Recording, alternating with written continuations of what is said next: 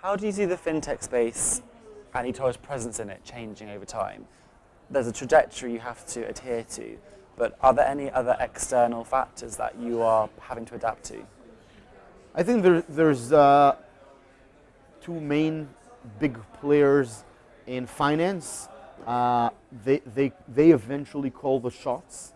It's the regulator, which is basically the government. That's a big challenge for any fintech startup because you can't just innovate.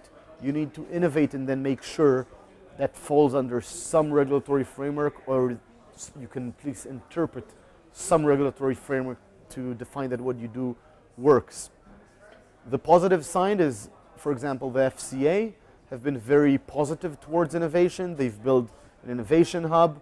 I think generally more and more regulators are learning that innovation is something good. Mm-hmm. It's something that consumers benefit from. It improves competition.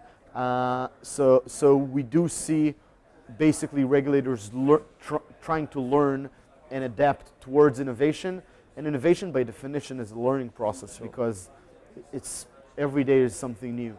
The other big players are the existing big financial institutions, the big banks. They have been on the sidelines, I'd say, for the past 7 years. Over the past 1 or 2 years, they're stepping from the sideline, building accelerators, building their own VCs, to some extent trying to mimic or copy what startups are doing. I think a lot of the different fintech companies need to make sure they build significant barriers to entry. For example, ours is the fact that we're global. Yeah. Most banks around the world, we just saw this morning in a roundtable in the Money X part of the conference, top 15 largest financial services companies in the world, all local. The biggest banks in China, biggest banks in Australia, and biggest banks like in the US, etc.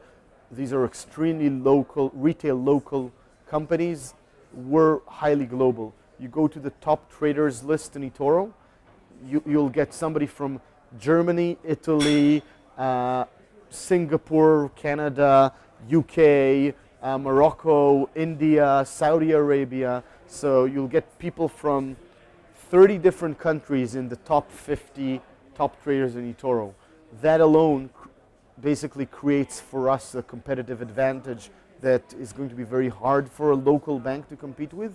But we do understand the power local banks have. Therefore, in regions like Russia, China, but also Latin America and South Africa, we're starting to work with local banks to potentially distribute the eToro platform to their customers. Amazing.